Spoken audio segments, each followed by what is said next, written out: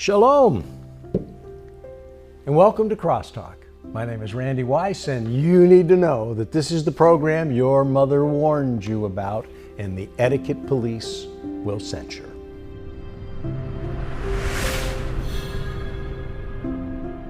Everyone knows that there are two subjects forbidden from polite dinner conversation: politics and religion. Well, if you want to stimulate a lively discussion with friends or family, start with war.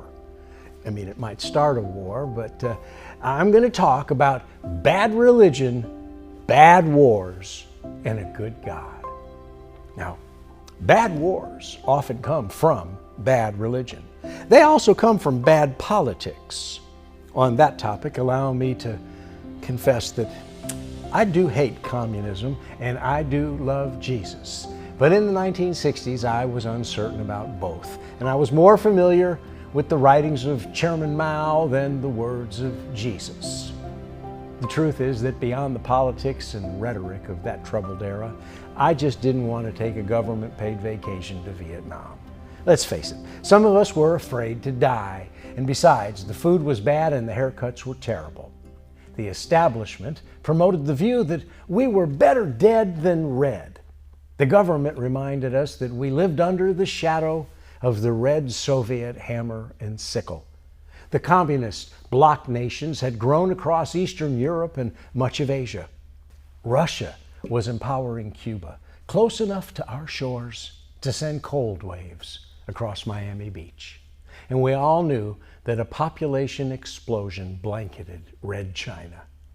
Everything seemed to be tipping the scales toward the communist side of that Cold War. We were definitely defined by color codes. Full-blooded patriotic red, white, and blue stood firmly against the growing red threat. But some of us lived in a tie-dyed, rainbow-colored Woodstock world. And many of us just didn't want to be drafted into wearing a wardrobe of olive drab or show up in a jungle firefight on the evening news. Many of us were terrified of being forced to fight a war that only old white politicians believed to be worthy of our young lives. Political theorists worried that all of Southeast Asia would tumble into communism like dominoes if Vietnam fell, but some of us weren't good at dominoes. And adding to the confusion of the day was the fact that many of us had no idea what we wanted to do after graduating from high school. All we knew with confidence was that our Uncle Sam had a plan for us if we didn't stay in school. We understood that we needed a college deferment or we would be facing the draft. The military draft promised to provide us with both training and travel. It was like the old bumper sticker said, Uncle Sam was going to send us to see exotic places, meet interesting people, and kill them. That was the underlying reality of the military draft, and it was the most compelling reason for many young men who could afford it to immediately go to college. This led to clear-cut color and class distinctions. Black and white facts formed the cultural divide. If one's family was unable to afford higher education, those fellas typically received greetings from their local draft board, and many got an all-expense-paid ticket to Vietnam. For the record, according to a Library of Congress report in the mid-1960s, African Americans comprised 12% of the U.S. population. Yet they filled nearly 31% of the ground combat battalions in Vietnam. As a result, many argued that the war ended up being fought by a lot of poor black and brown men sent by rich white men to kill desperate yellow men. There were certainly exceptions, and the military did have patriots and volunteers too. None of those men should be forgotten, and all should have been honored. But as the war pressed on, the draft became a consuming issue for many of us. The generation gap was real. Vietnam, civil rights, Watergate, the Cold War, a host of problems across our nation culminated in events that created America's perfect storm. social concerns, youth activism affected my generation very deeply. The inequities of life seemed to get amplified, and impressionable baby boomers like me found many ways to voice our opinions.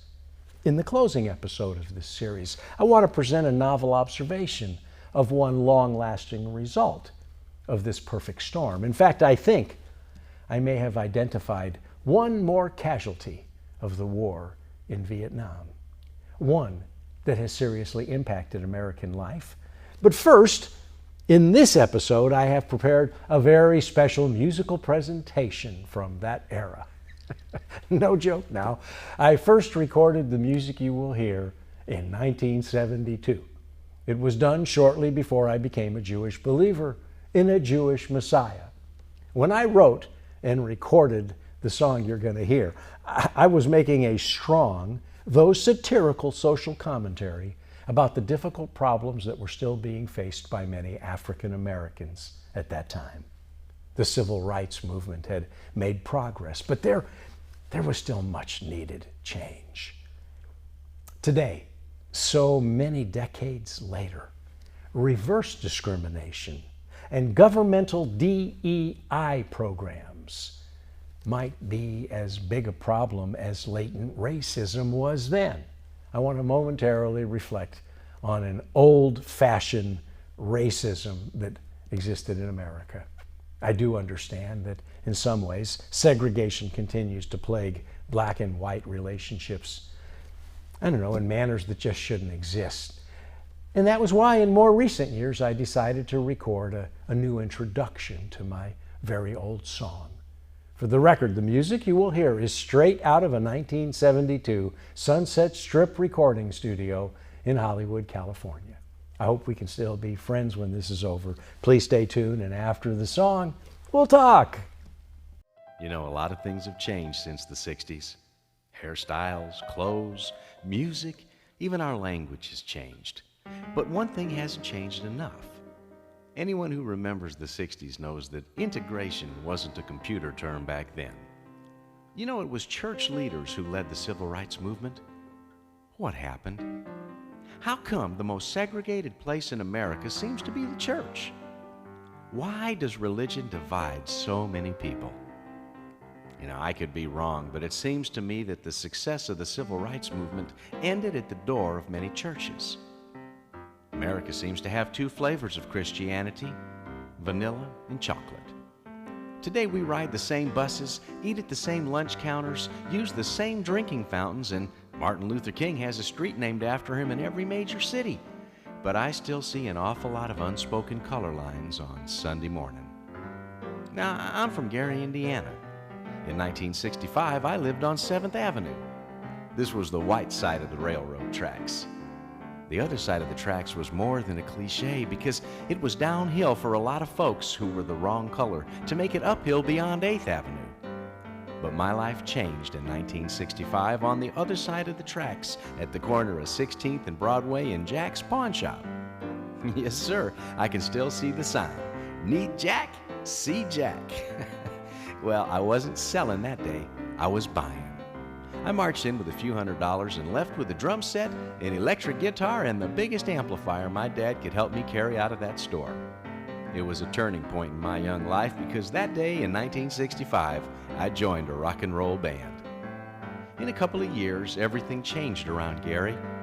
Busing, integration, Vietnam, the Jackson 5, a black mayor, and just a whole lot of things changed.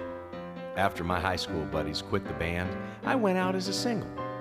I wrote songs and tried to impact my generation by singing in coffee houses, bars, clubs, and even street corners or parks when they were the only place I could gather an audience.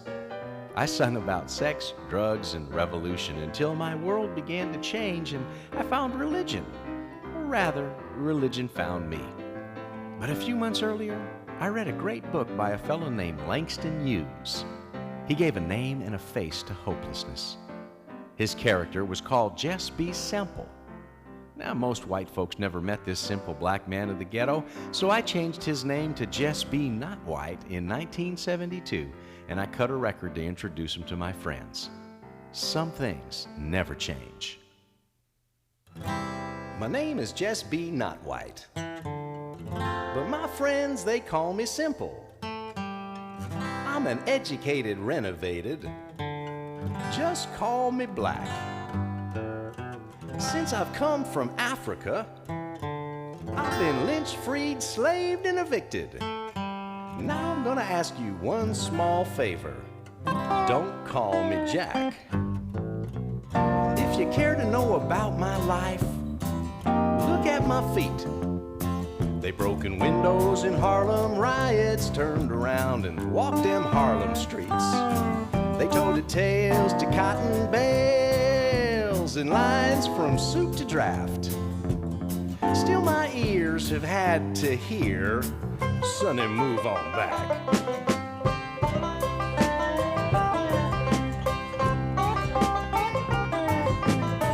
I live in the ghetto with no heat but lots of parks. Landladies, no drinking, no smoking, no thinking, no company after dark.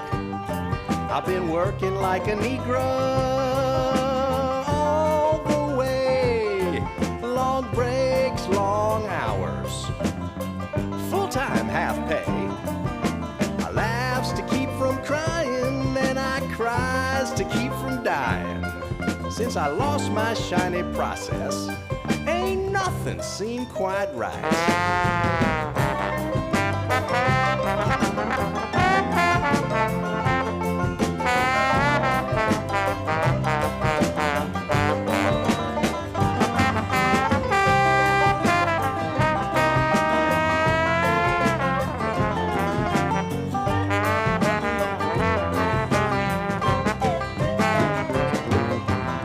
Sometimes I wonder why I'm so race conscious.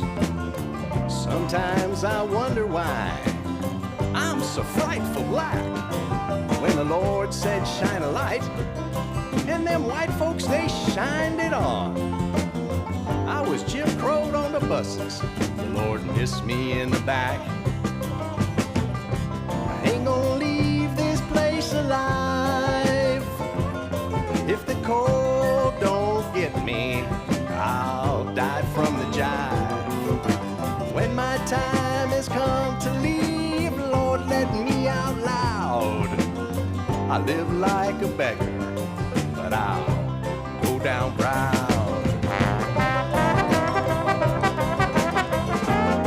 I'd like to dedicate this song to Strom Thurmond and Mr. Treadline.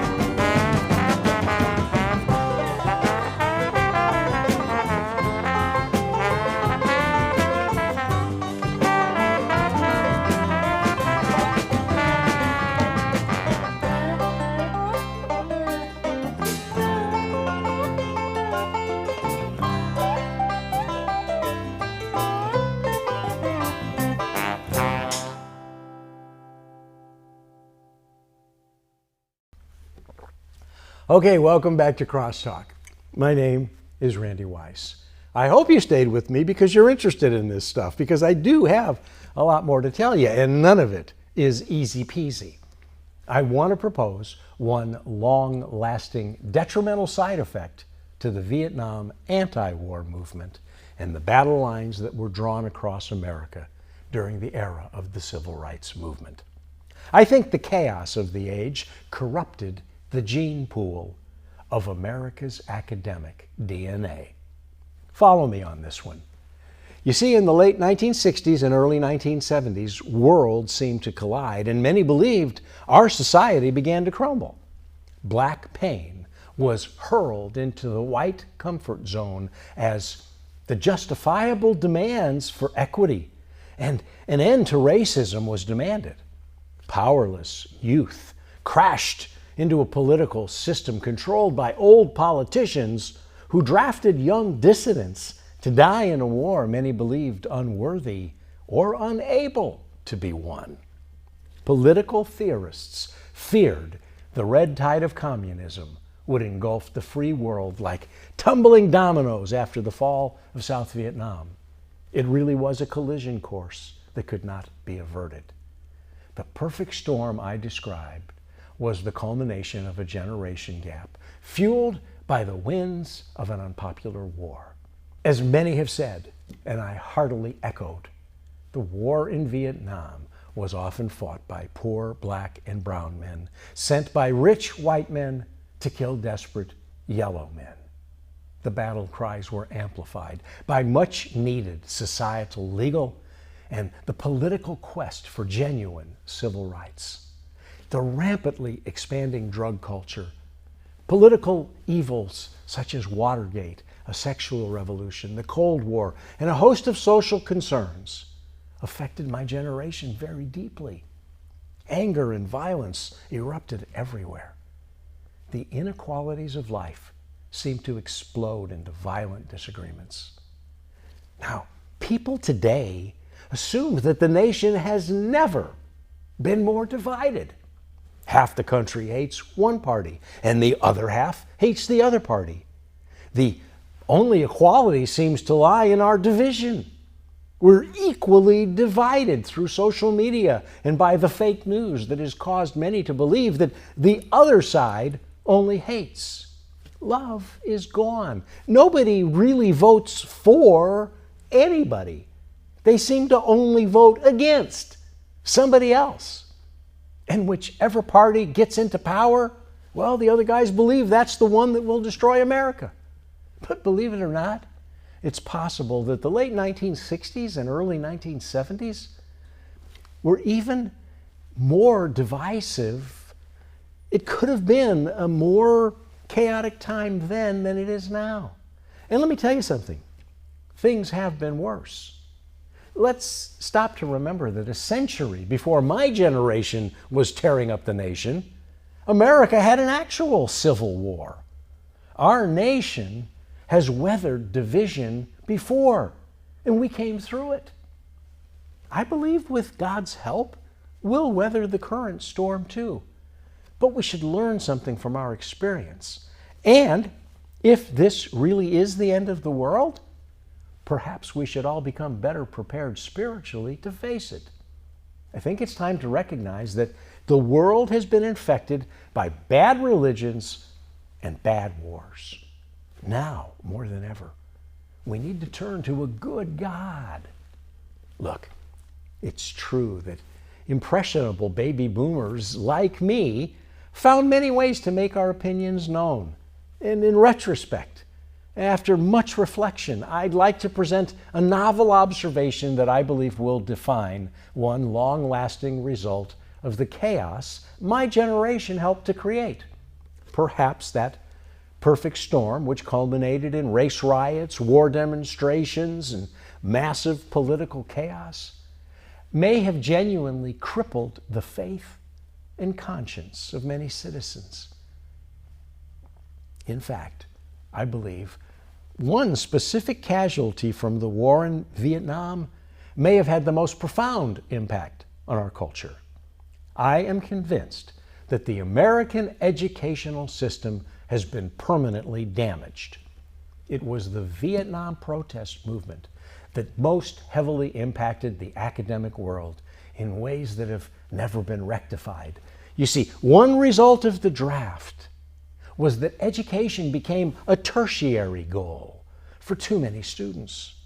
Learning was exchanged for a draft deferment, and it came with indoctrination. University and college campuses, well, they became crowded with some folks who were more dedicated to draft dodging than to math or science. And what followed was what I believe to be the downward spiral of morality and academic prowess. It also guaranteed the upward spike of draft-related enrollment into American colleges and universities. Higher education became the most viable alternative to jungle rot. As such, life at many colleges began reflecting the attitudes of those enrolled for reasons not connected to the academic process. Likewise, liberal schools and liberal professors found a well-paying captive audience ready to be turned against conventional wisdom and conservative issues. For these reasons and others, it shouldn't be any surprise that many anti-war demonstrations took place on college campuses. My personal opinion is that it didn't take too long for those running the educational system to realize that draft-age boys and unmarried young ladies were the largest potential customer base to whom they could market their services. And education is a business. By the way, if people want to complain about rising costs in this country, look at the cost of higher education. I cannot understand how our government continues allowing these fully funded universities, liberal bastions of nonsense, to continue to just charge the exorbitant prices they do to indoctrinate our sons and daughters. It's madness.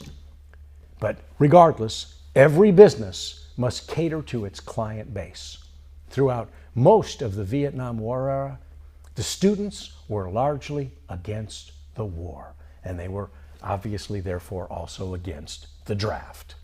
Many popular teachers were also opposed to the conflict in Southeast Asia. Eventually, radical elements matured within the system. They gained a powerful voice that can still be heard in today's reactionary environment. By 1968, violent chaos was erupting at college and universities across the nation. When some schools failed to cater to the political goals of the students, radical elements among the students took over some schools to further the political goals of the movement. Administration buildings were raided and suddenly controlled by the students. They took over. Entire college campuses were shut down in uncontrollable protests. Education was disrupted and replaced with the radical agendas of angry people. Student demonstrations crippled institutions until the radical views of the demonstrators were heard. Some, like the protest at a university in Ohio on the campus of Kent State, turned deadly.